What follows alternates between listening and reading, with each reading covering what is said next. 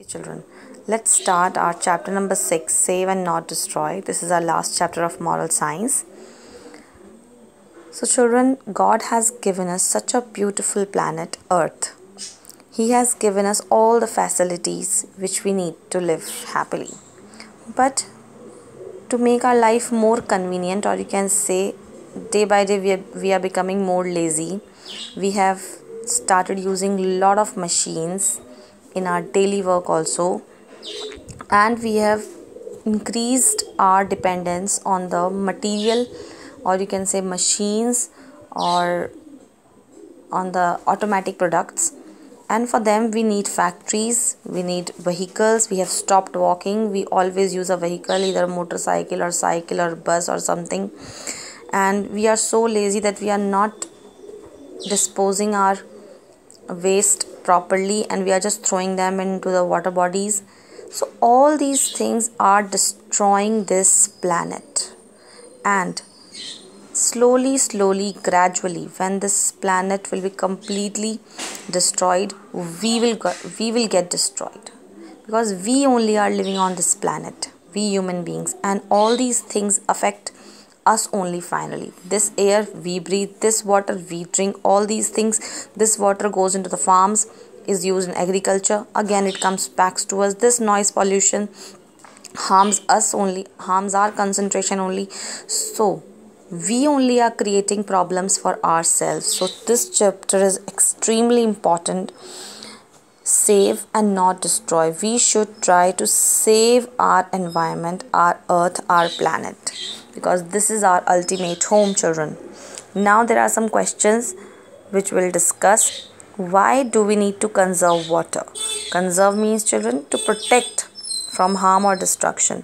So we need to conserve water because water is the main thing of our lives, children. We need it first of all for drinking, then for household activities. Household activities: washing clothes, utensils, bathing, washing home, etc. Then how can you conserve it, children? You can protect it, you can conserve it by not, first of all, by not wasting it. Second thing, you should not throw garbage into the water bodies. Second, you can close the taps wherever you see them open, or you should try to minimize the use of water where you don't need it. So you should protect it, because water is extremely important for our survival. Now, can you give examples of lack of water and effects of polluted water on humans and animals?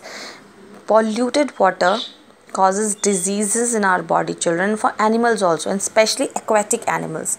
When you throw garbage into the water bodies like lakes, ponds, rivers, oceans, seas, what actually happens is, children, or even at your homes, children, all this water finally goes into a big water body. From smaller water bodies, the water finally goes into the big water body, and all the aquatic animals, the animals which live inside the water body, and aquatic plants, they get disturbed and destroyed, children. And again it is going to affect us only, because we only depend on them. We eat the fishes, we eat all the marine animals, and a whole market is there, whole economy is also depending on them. And when we destroy them by our activities only, we throw garbage, we throw gases, we throw chemicals into the water bodies, and when these animals die, our business is only got corrupt by that. Can you understand? And when we eat these animals, the chemicals and everything, the garbage goes into our body back. So we are starting our destruction ourselves. This is the main stupidity of the human beings, that they are destructing themselves only. Nobody else from outside is required for our destruction. Then What is air pollution? Now, contamination of air. When you are having these factories, vehicles, lot of smoke is going, and this smoke is what actually? Chemicals, gases, poisonous gases. And when these are going into the air, they are contaminating the quality of air, and this air only we are going to breathe, and we are going to take all these chemicals, gases inside our body, and we are affecting ourselves. Now, list few causes of air pollution. Now there are many causes. Vehicles, industrial plants, construction and agriculture. When somebody is constructing a house or a building, there is lot of dust and all. Then agriculture activities, pesticides, insecticides are all there. Household activities, when you burn wood or chulas or something, or gas, you are again producing smoke. Then what are the effects of air pollution? Now there are many effects, but I have listed some for you. Increased risk of heart attack. Can you imagine, children, just because of this air pollution, there is an increased risk of heart attack. Coughing. When there is polluted air, you are not able to breathe properly. Irritation in the eyes, nose and throat. Now children, these are all the effects. But how can you prevent or control the air pollution? Plant more trees. Every child should plant a tree or a small plant in your home. At your home, children, you can bring a pot, a mud pot or plastic pot, and you can plant a small plant for yourself, and you should nurture it, children. Minimize pollution from cars. Use electric vehicles, but minimize the use of cars. And boys, I see, they say we want bike.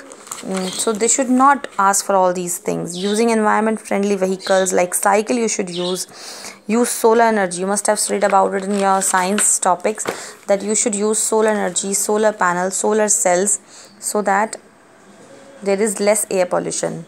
Now next comes noise pollution. This we'll discuss in our next video.